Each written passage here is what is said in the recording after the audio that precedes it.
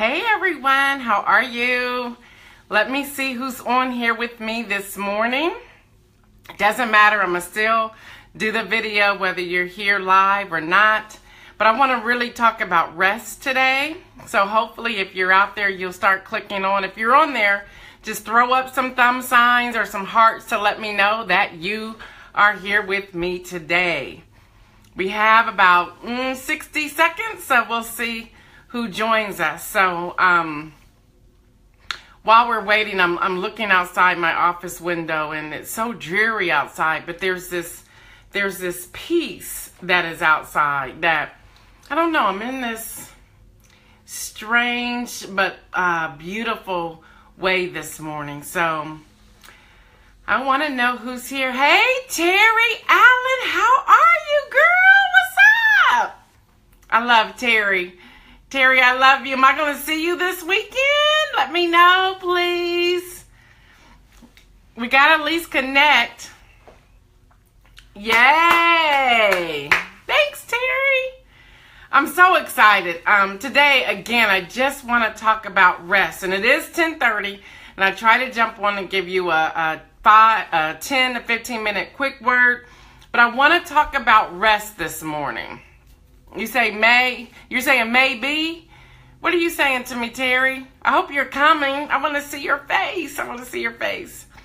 As we're talking about wounds and we're looking at everything that God is doing for us in this season, what I've been hearing since Resurrection Sunday is that it's time for some of us to go into a place of rest where we need to rest. So I want to read from you out of Hebrews chapter 4, and this is out of the New International Version.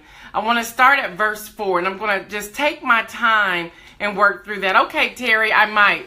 All right, I'm hoping that I see you. I'm not going to be there the whole time, but what I'll do, I'll inbox you to let you know what my schedule looks like so that if you can work it out, that'll be great. I would love to see you.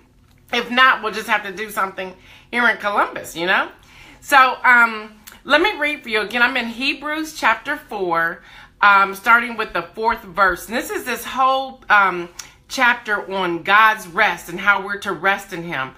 Verse 4 says, "For somewhere He has spoken about the seventh day in these words. On the seventh day, God rested from His works." And again, in the passage above, He says, "They shall never enter my rest." Now, isn't that strange? He's saying that on the seventh day, God rested from all His works. And then again, verse 5 says, and again in the passage above, He says, "They shall never enter my rest." Hold on, let me keep going. Verse 6 says, "Therefore, since I still remain for some to enter that rest, and since those who formerly had the good news proclaimed to them did not go in because of their disobedience, God again set a certain day, calling it today." I love that. I see a second person on here. Yay. Calling it today. This He did when a long time later He spoke through David, as in the passage already quoted. "Today, if you hear my voice, do not harden your hearts." Verse 8, and this is what's important. "For if Joshua had given them rest, God would not have spoken later about another day.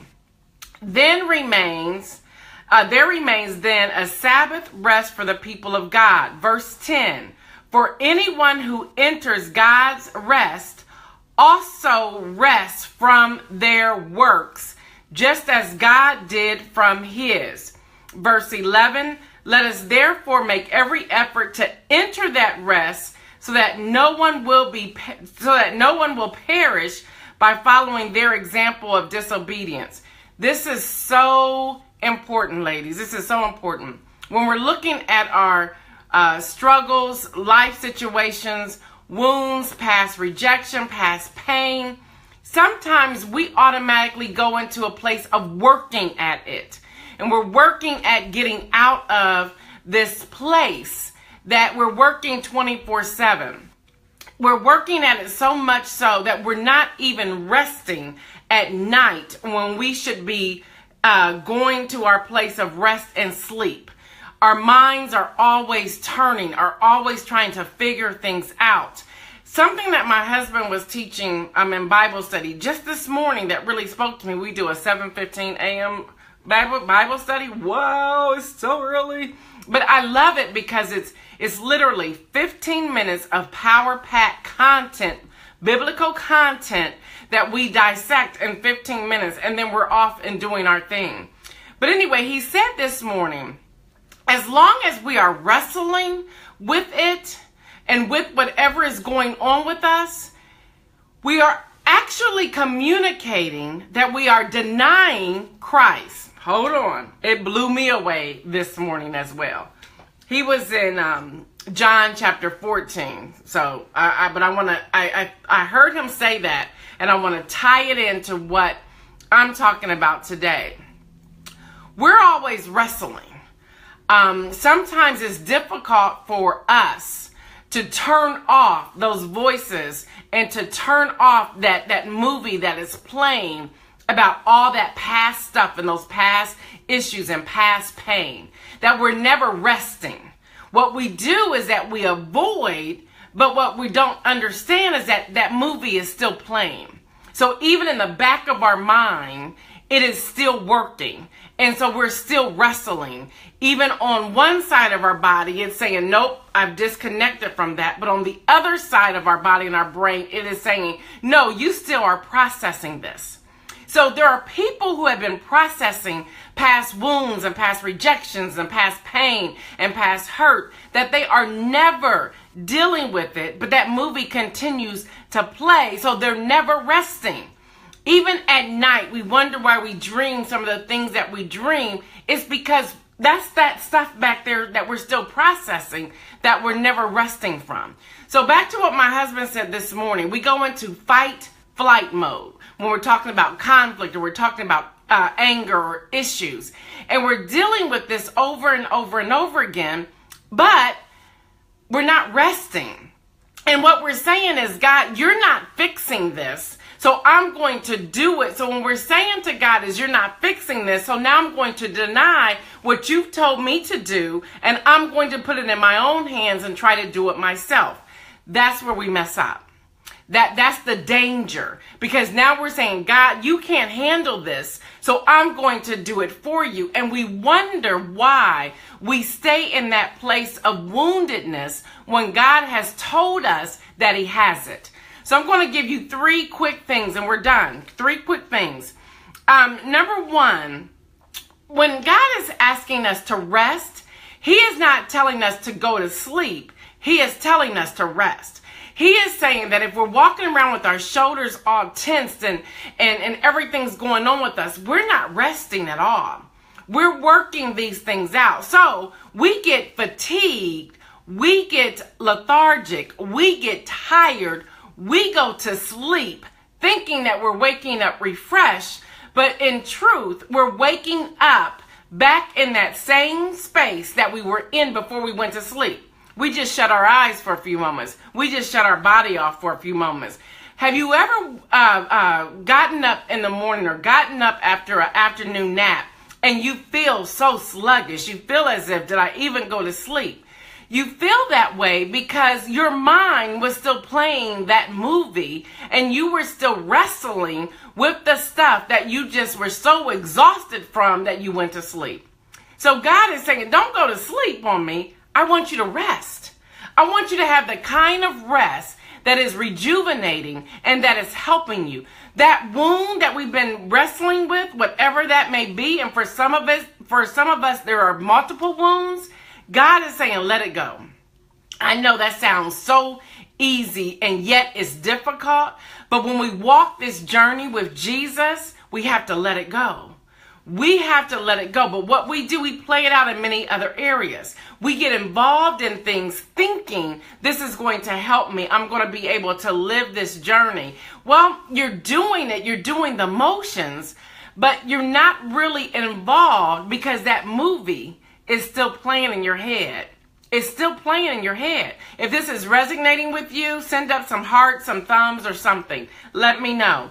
Number 2, don't wander, prepare. What is your preparation for coming out of those places you've been in for so long?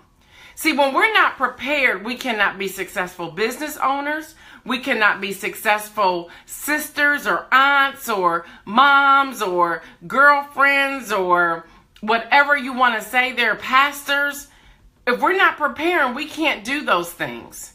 Hey, Delana, when we're not preparing, we are not able to accomplish what God has called us to accomplish. So we have don't sleep, rest. And then we have don't wander, prepare. Again, that movie, no matter how busy we are, that movie of those past wounds and pain, there is still playing in your head. And God is calling us into this place of rest. When you get a chance, read Hebrews chapter 4 on your own, because that's pretty powerful. He's saying you got to rest. Don't go to sleep on me because of your being exhausted, because of dealing with those things. I want you to rest into my presence and be at peace with who you are and with who I am. That's what God is saying. He's saying, don't wander around. Don't just sit here and wonder about, okay, how is this going to look different? Prepare. Go into action with what it is God is calling you to do. We have dreams, and I've been talking about dreams here. We were in Habakkuk 2:2 for the last 2 weeks. Today we're in Hebrews 4. In this preparation from your dreams, start writing down what it is God is calling you to do. This week alone, I am literally revamping Ready Publication, which means I had to make some difficult decisions. Yes, I worried about the decisions that I had to make, but they were necessary. They were absolutely necessary. After I made the decisions, after speaking with an investor that we have, and after speaking with my daughter and other team members, I felt as if a weight had been lifted off my shoulders.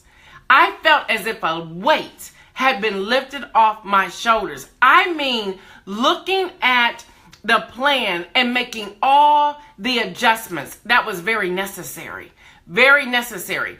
I had to rest and trust, believing in God that He has already worked it out. Difficult, but necessary. So I no longer had to wonder what it was that I was doing. No longer did I have to wander around, hopelessly confused, not sure which direction I was going. I had to prepare. I had to face it and prepare it. The last thing, and we're done. Do not fear, live into what God has for you. The word says God did not give us a spirit of fear, a spirit of timidity, but of a sound mind. That's what God's word says. God did not. He absolutely did not give us the spirit of fear. So it's time for us to live. You know, I'm afraid, and this is a hard word today, and I'm sorry. No, it's going to apologize. I'm not going to apologize because God wants this word out. I'm afraid that so many of us are wasting precious time being afraid and living a fearful life that we're not living. We're just getting up each morning, going to bed each night, wrestling through our sleep at night, producing bare minimal to get by and say you've done something. And I can say that to all of you because I've been there. I know what it looks like. And maybe this is why God has called me in this season to give these Wednesday videos, because I am really giving you what I have been living out the past few years. But it's now all coming to the forefront, and I'm living a life that is different. And if I can get anything to you today, the life that I am living today is so much more peaceful. I didn't say easier. I'm saying it is so much more peaceful because I have walked it out. I am truly living my life. It took me to age 51 to start truly living my life, and I am enjoying it. Are there difficult days? Absolutely. Are there days that I just want to just stay in the bed and enjoy a movie? Absolutely. But hear me, there's nothing wrong with that. We need to take that day of rest seriously and truly rest. I was driving down the street today, and then I'll go. I was driving down the street, that 7:15 a.m. Bible study. Why did my husband want to do that? But we agreed. So 7:15 a.m. going from Lewis Center, Ohio to Oak Street and Ohio. That's how far. That means I'm leaving my house at 6:30. Oh, Lord. But anyway, as I'm at the light this morning, there's this car, I guess it's mom, dad, I don't know, and 3 children in the back. They're in this van. And the reason I looked over at the stoplight was because the van was absolutely gorgeous. I was like, wow, nice van. Who makes it? I think it was actually Honda. So I'm looking over, and everyone in the car, 5 passengers, 5, and a dog. And this is no lie. All 5 passengers and the dog were all looking down on either some sort of phone or tablet or something. The dog, which was in the back, was looking over the shoulder of the one little girl to the right, and was also looking down at whatever the girl was doing. I said, where's the conversation there? Where's the rest there? Where is the opportunity to get involved in a true, meaningful conversation? I happened to look to my right, and the same thing was going on with a man and a woman. I don't know, married, I don't know, girlfriend, boyfriend, brother, sister, I don't know. Everyone at the light was looking down. I said, now that right there can preach. We are so distracted that we're watching whatever we're watching, and we're reading whatever we're reading, and we're taking this stuff into our systems every day. On top of everything that we're going through, where is the rest? Where is resting in God's arms? Where is resting on the pathway of Jesus Christ?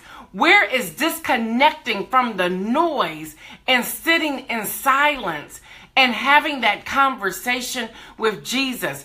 Sometimes that conversation is just to be in his presence under complete silence. Ladies, we're all going through whatever it is in our daily walk in this life journey. But I hear the Holy Spirit calling us to a time of rest. So the 3 points again: do not sleep, rest. Because what we do, we fall asleep out of exhaustion, and we wake up exhausted because we didn't truly rest, because we have this movie playing on in the back of our mind, playing about how we're going to communicate to someone, or how someone has hurt us, or how we're going to pay them back. Can we really forgive them? We got to stop being exhausted, stop falling asleep, and rest. Number 2, do not wander around or wonder mentally or physically, or walking around, and prepare, write it down, be prepared. And number 3, do not fear, live. All right, ladies, that's all I have for you today. Peace out. Make it a great one. Oh, it's Wednesday. Y'all know what that is. It is hashtag Women Crush Wednesday. You go out and crush some things. And in your crushing, be sure to rest. I love you. Thank you, Delana. Mwah. Love you, girl. Terry, I hope to see you on Friday. Everyone, talk to you soon. Bye-bye.